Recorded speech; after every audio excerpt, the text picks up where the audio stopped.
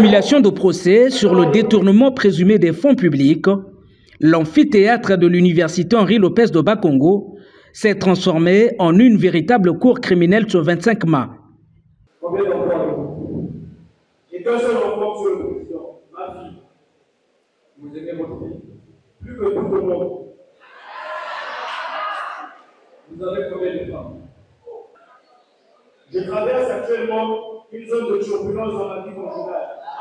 Dans une affaire impliquant Jean-Robert Kakouté, directeur général de la CAS, accusé d'avoir détourné 190 des 200 millions destinés au projet Lisungi, les différentes parties ont bien joué leur rôle.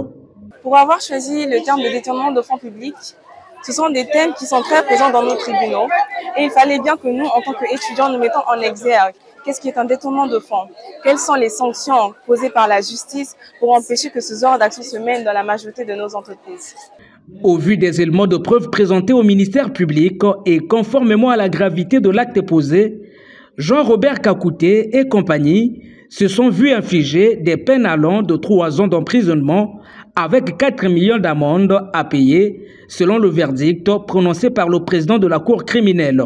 L'État congolais, le collectif des vœux en matière criminelle, en premier et dernier ressort sur la santé publique, déclare Jean-Robert Kakouté et Grégoire Rousseau coupables de meurtre. Ces derniers sont condamnés respectivement.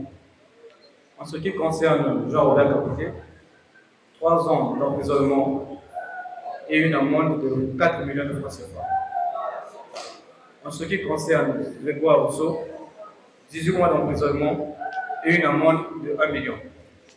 Un scénario bien maîtrisé qui a suscité l'appréciation de plusieurs professionnels de droit en dépit de quelques imperfections. J'étais très séduit. Alors très séduit. Parce que vous avez suffisamment d'autorité dans vos réquisitions. N'est-ce pas? Hein? De même, votre collègue.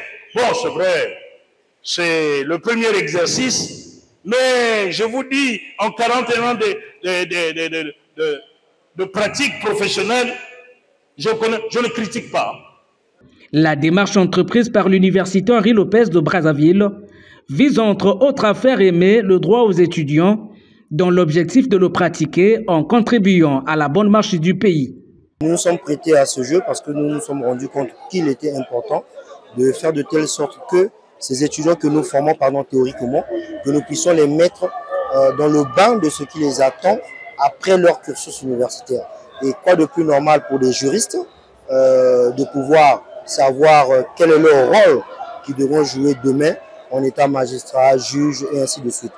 Cette simulation de procès sur le détournement présumé des fonds publics a connu la participation des étudiants et élèves venus de nombreux établissements de Brazzaville.